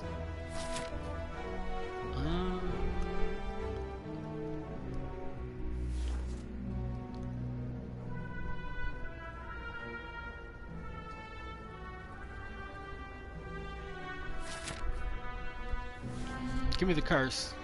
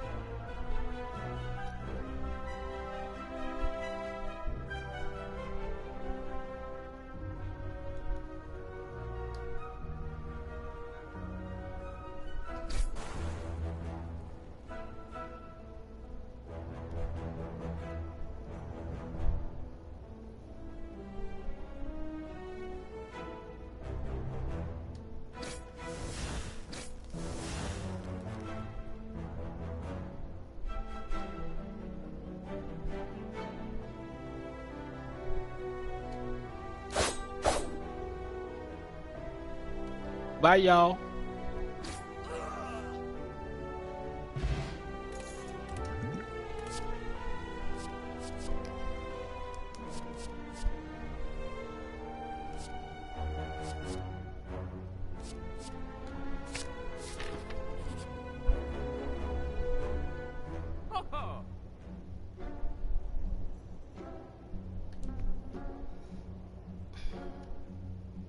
She wants to start playing when it's time for me to do other things.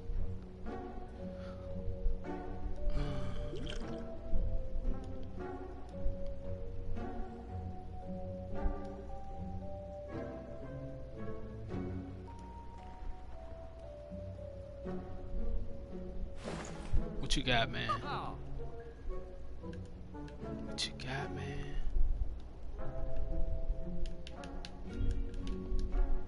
Okay, here we go.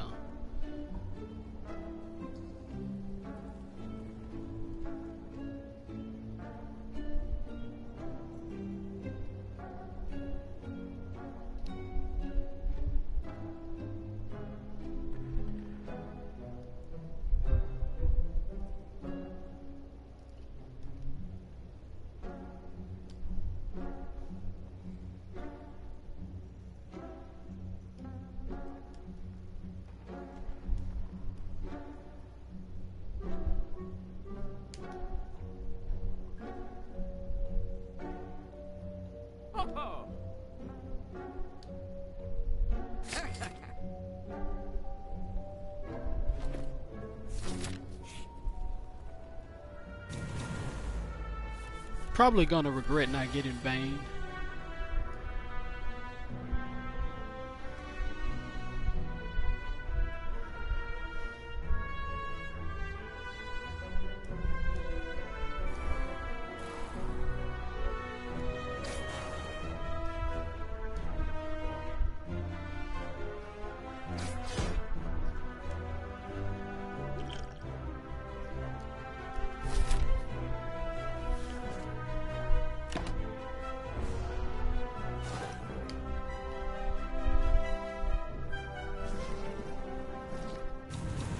Look at you. You ain't nobody.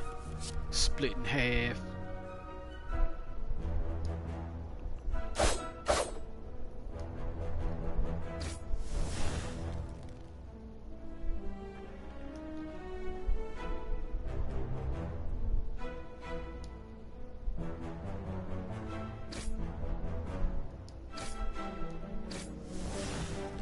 You ain't nobody.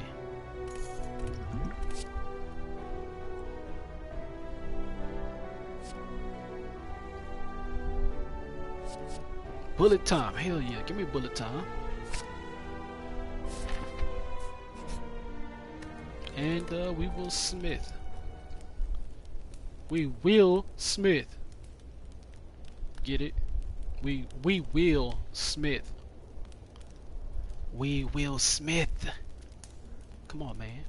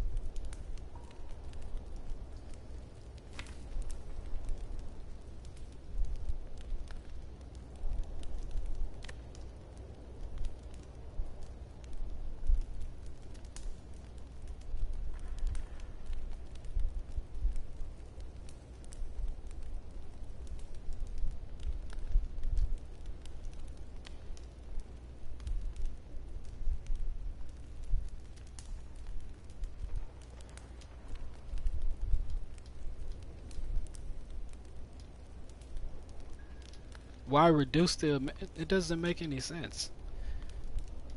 Whatever.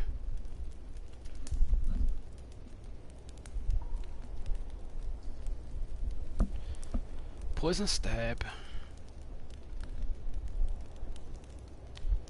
Should we upgrade glass knife? Yeah, because let's see, decrease the damage that was scored by 2 this combat. So that's like you get 2 more uses out of it. And starts out at a higher damage. It's perfect. Sensational. So yeah, let's go with the glass knife upgrade.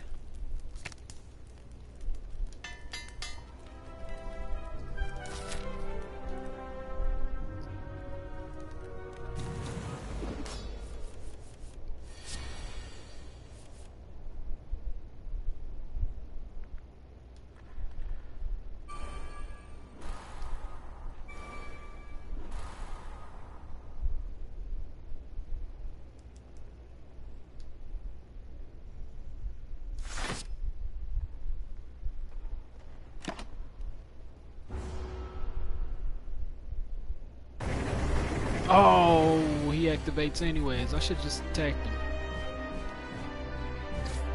Take that shit up to the face. Who you think you are, man? Huh? Who do you think you are, man? Huh? Let's take some defensive measures. Try 2 energy. Tackle. Don't let up off of him.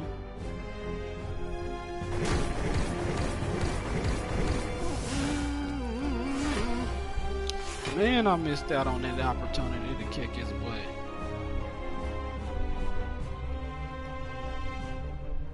Bullet time. Poison that butt.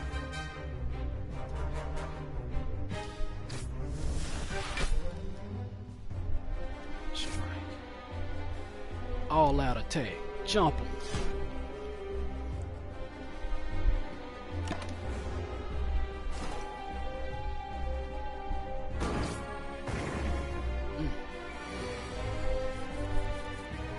What a bad guy. Hit him in his weak spot.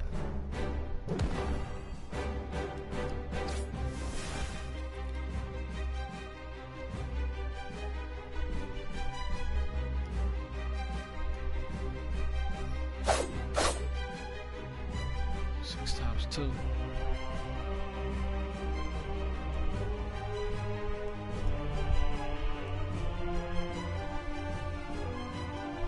Let's block that.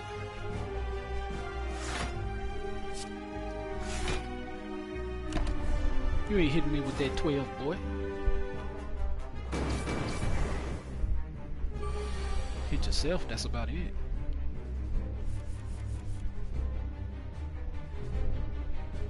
Poison. Cloak and dagger. Shiv move. Glass knife. You ain't nobody. I'm not letting up. Potion. Go at it.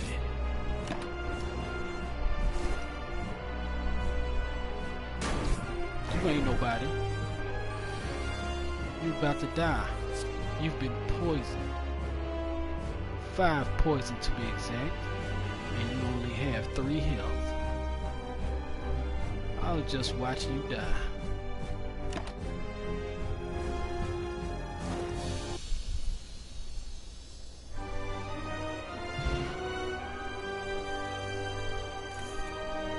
Never mess with a real killer.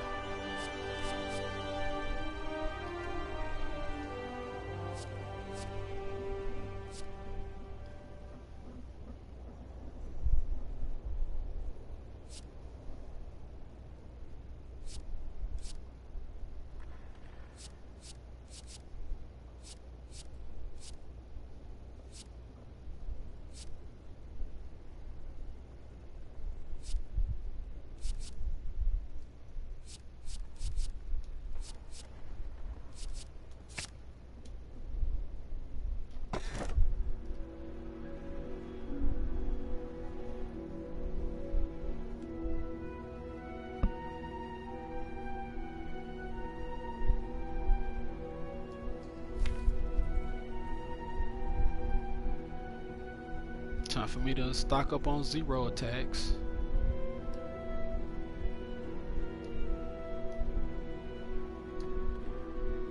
Where's the market? Which way did it go? Which way did it go? Wow. All the markets are on the left side. Well, I guess we should get to it. First market is... oh, it's accessible. No matter which route I go, it's an accessible way to get to it. The first one and the second one. Let's see. Let's go left side. Left side seems safe-ish. You know what it is? Bullet time.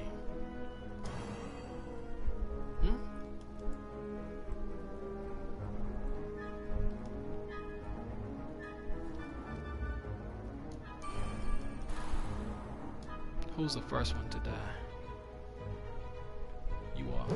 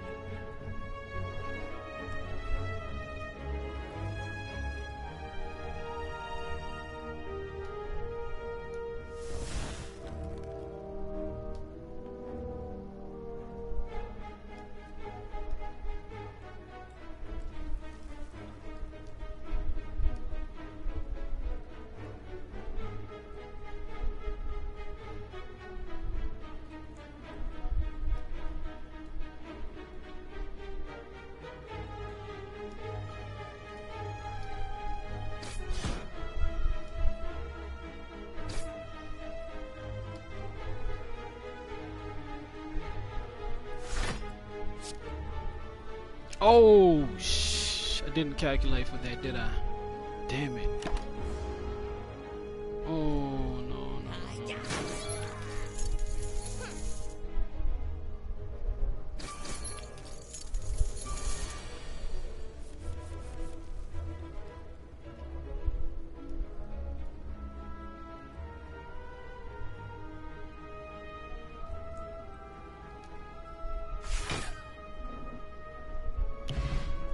At least I got my money back. Stinking thieves. Here we go. 0 attack. That was the best card to pick too. Wasn't just that it was a 0.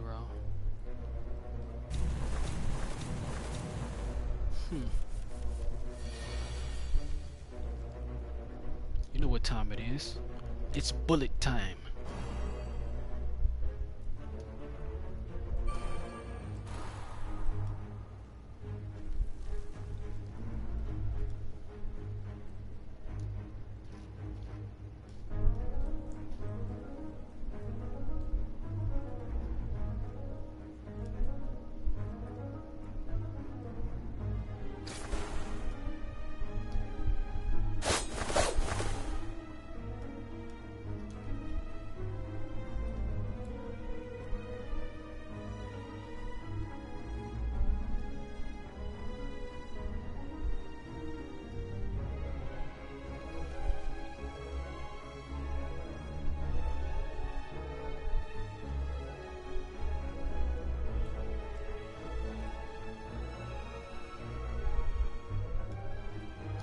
Deliver them both 1 attack each.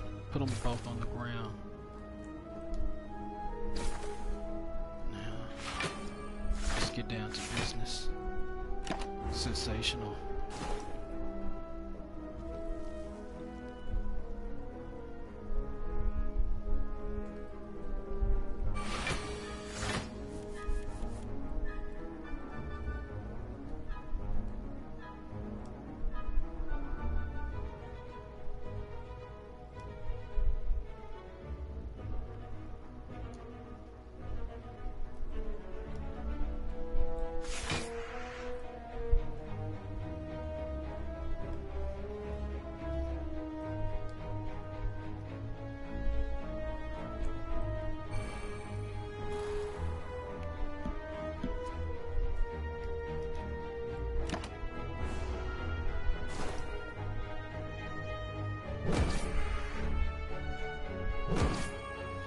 All alone, aren't you?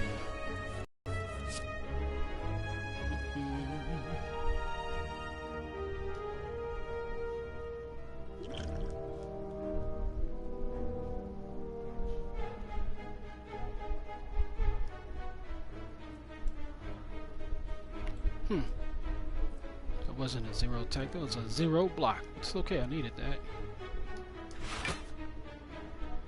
This isn't a 0 attack though. Endless agony. So it's the shift move.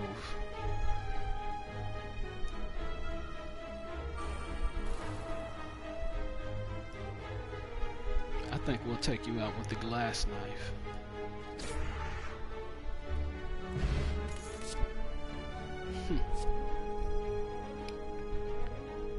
Gain 2 artifact.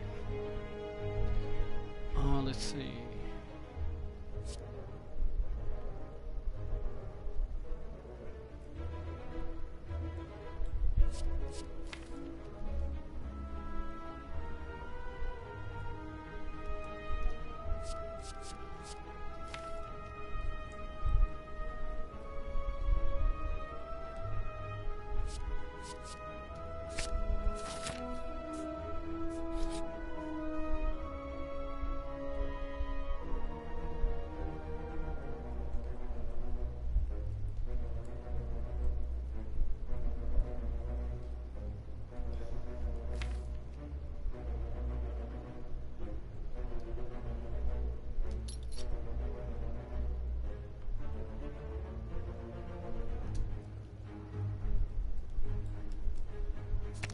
Take it.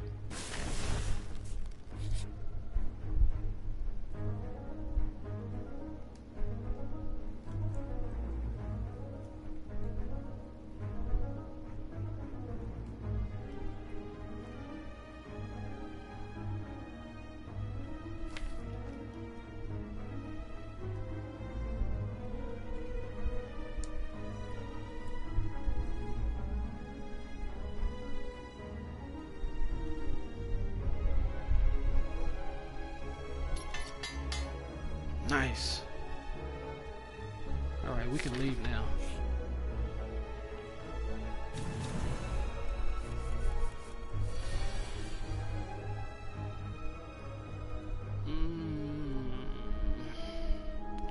I really don't like this person.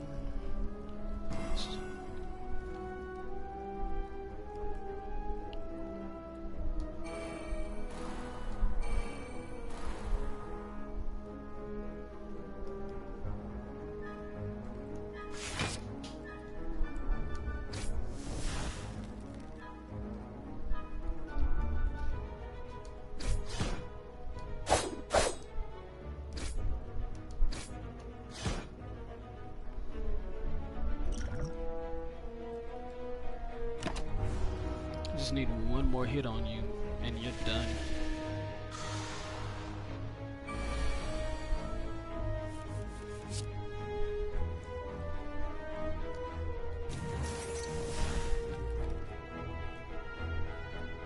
Since you're a snake, don't you think it's ironic that he will be killed by poison?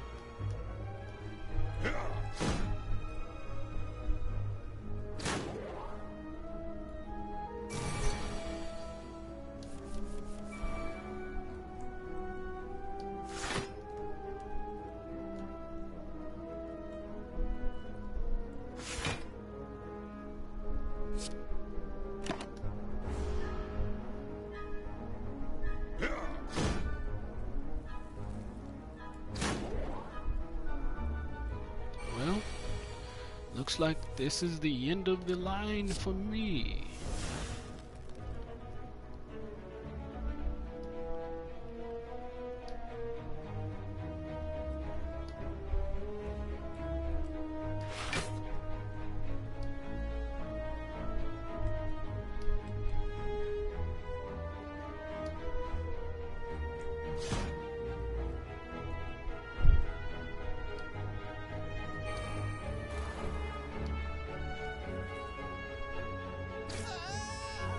maybe not. Maybe I'll win this, but barely. And then I'll just save after this.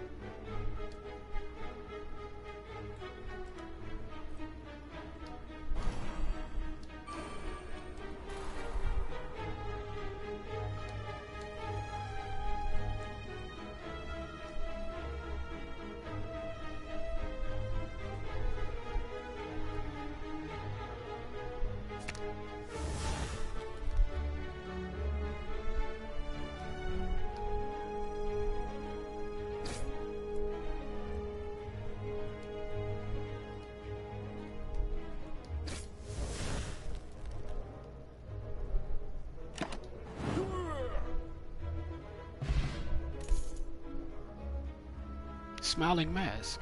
The merchant's card removal service now always costs 50 gold instead of the 75 standard cost. Sounds good. 8 damage to all enemies. Shuffle. Dodge and roll.